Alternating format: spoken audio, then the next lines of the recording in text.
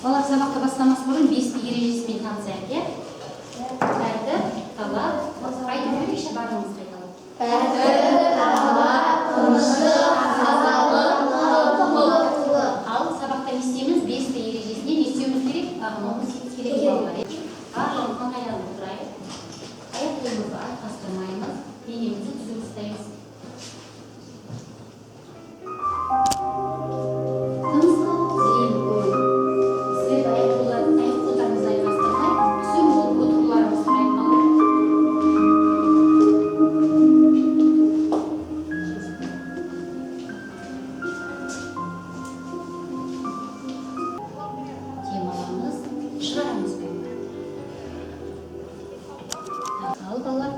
Жаңа тақырыппен танысамыз, бүгінгі тақырыбымыз адам бол деген тақырып балалар.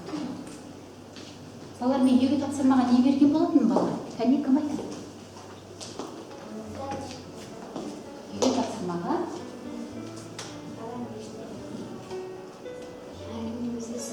Үйге тапсырмаға? Аңызда да шындықтан мәтінін естіп келуге, үйде оқып келуге берген болатынмын, е? Бауыржан атаның тамаққа тәбетінің болмауының себебі неге деп ойлаймыз балалар? Кім айтады? Бауыржан ата тамаққа тәбеті жоқтығын екі түсінде береді. Біріншісі рухани тамақ. Рухани тамақ деп біз жесек, қарнымыз тоқ қайсыз. Ал екіншісі күнделікті жеп жүрген тамағымыз.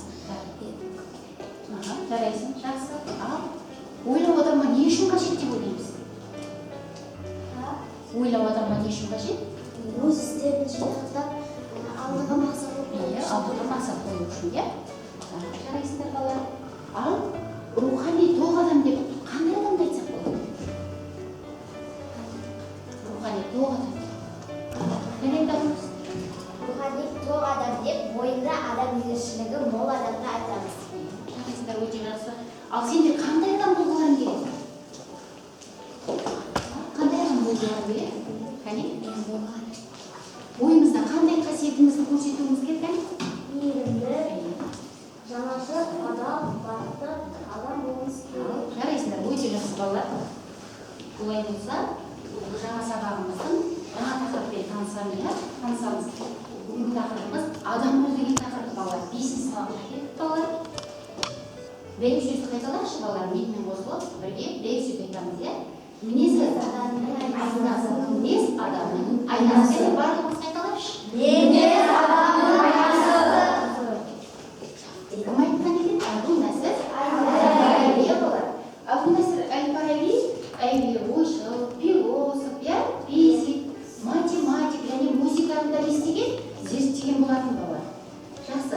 Осындай сөздеріміз қандай ой түйді? Қалай түсіндіріңіз? Адамның, кәне? Мінез адамның айнасы. Әр адамда өзінің мінезі болады. Біреуі ашушаң, біреуі мейірімді болады. Жақсы. Ал енді мінездің жақсы болу үшін не істейміз балалар? Мейірімділік, сыпайы болады. Ал жақсы жарайсыңдар ма? Мінездің жақсы болу үшін біз жайсаң, ақкөңіл, жан-жағымызға не істейді? Көмектеседі деп адам болуымыз керек, е? Сонда біз қандай адам бола аламыз? Мінезі жайдары жақсы адам болуға келеміз. Ал балалар, жақсы. Ал енді балалар, мен сендерге Данагүл туралы аңыз айтып беремін қазір. Данагүл туралы аңыз. Өткен заманда бір топ адам ақылды Данагүлді жамандайды екен. Данагүл бәрін естиді, бірақ оларға күлкісі жақсылық тілеп кетеді екен. Осыны сырттай бақылап жүрген бір адам Данагүлден сұрайды: құрметті мырза, сіз өзіңізді жамандаған адамдарға жақсылық тілеп кете беріңіз. Сізде оларға деген жек көрініш, ашуыңызда жоқ па деп. Онда Данагүл былай деп жауап беріпті: мен базарға барғанда тек менімді бар ақшамды жұмсай аламын. Сол сияқты адамдармен сөйлескенде, араласқанда жан дүниемде бар қасиет пен құндылықтарды жұмсаймын депті. Қандай қасиет бар? Ол басқа адамдар оны жамандаса да оларға жақсылық тілеп кете береді. Жақсылық тілеп кете берді, е? Басқа адамдар оның сыртынан жамандаса да жақсылық тілеп кете берді. Мейірімді болды. Жақсы, жарайсың, өте жақсы. Ал енді Данагүлдің тапқырлығы неде деп ойлаймыз балалар? Тапқырлығы неде?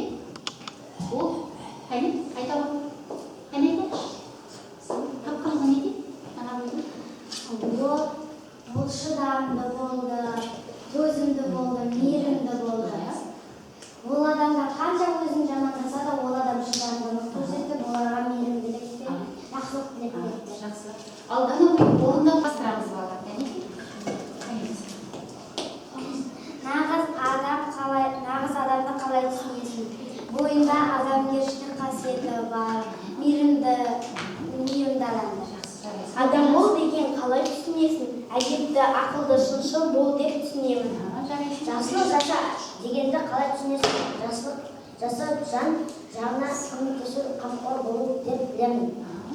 Тату болу дегенді қалай түсінесің? Достарыңмен тату болу, бауырларыңа жанашырлық көрсету, ата-анаңа құрметпен қарау. Кейде ойлайсың, жақсы адам болу үшін басқа адамдарға қиянат жасама деп түсінемін. Бақытты болу деген қалай түсінесің? Ата-анамен бірге болу, сабақты жақсы оқу, ойлаған мақсатыңмен жету деп білемін. Жарайсыздар, өте жақсы.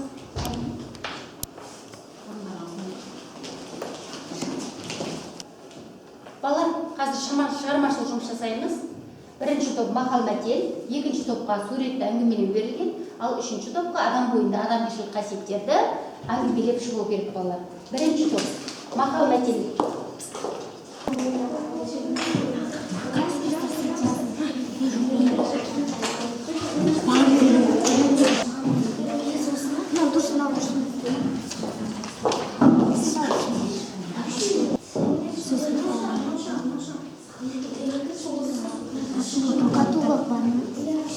Топтық тапсырмаға дайынбыз ба? Бастаймыз. Бірінші топ адамгершілік тобы. Біз мақал-мәтел жазуымыз керек болады. Біз сыйласаң, сыйлы боларсың. Кішіпейілдік кісінің көркі. Қайырымдылық жасасаң, Қайырын көрерсің, иә? қайырым көресің. Жақсы, жарайсың. Еңбек етсең, Еңбек, қояды қарым тіленбей. Жақсы, жарайсың. Біз татулықта болмас, бізге суреттесек, әңгімелеуді берді. Бұл жақта қыз бен жігіт бір-біріне көмектесіп жатыр. Бұл жақта әкесі мен баласы бір-біріне көмектесіп жатыр. Анасы мен қызы бір-біріне көмектесіп жатыр. Бұл анасы ағасы мен інісіне көмектесіп жатыр. Анасы қызына шашын беріп жатыр. Ал бұл жақта атасы әжесі немерелері Жарайсыңдар, өте жақсы. Жарайсыңдар, кәне. Біз үшінші тобы мейірімділік тобымыз. Бізге мына шуақтарға адамның бойындағы адамгершілік қасиеттерді жазуды бұйырды. Біз достық, қонақжайлық, қамқорлық, мейірімділік, көп ұлтты мемлекетпіз, жанашырмыз, қайырымдымыз. Осыйтып жаздық. Жарайсыздар, өте жақсы. Отыра алыңдар, кәнеге. Ойыңыздар балалар, кәнеге. Бұл иә? Кәнеге, барлығымыз дайынбыз ба балалар? Иә.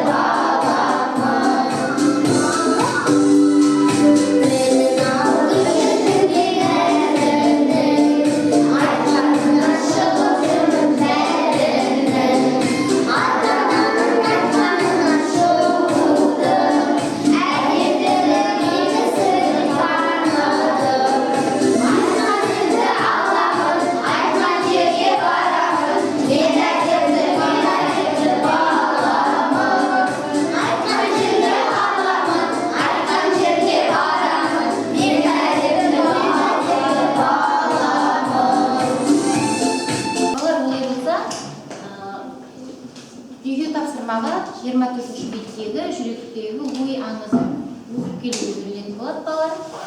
Түсіндік айтып береміз оқып. Ал олай болса бүгінгі сабағымыздан егерген жақсы қасиеттерімізді ойымызда сақтап аламыз. Ал адам болу үшін бұл адамның өзінің адамгершілік қасиеттері іс жүзінде көрсете білу. Адамның адамшылығы оның іс-әрекетінен көрінетін болады балалар. Сондықтан біз әрқашан қай ортада жүрсек те жан-жағымызға адамгершілік қасиетімізді мейірімділігімізді, жанашырлығымызды, ақ көңілдігімізді, ақ жарқындығымызды не істей білуіміз керек? Көрсете білуіміз керек. Ал назарларыңа рахмет балалар. Сау саламатта көріскенше.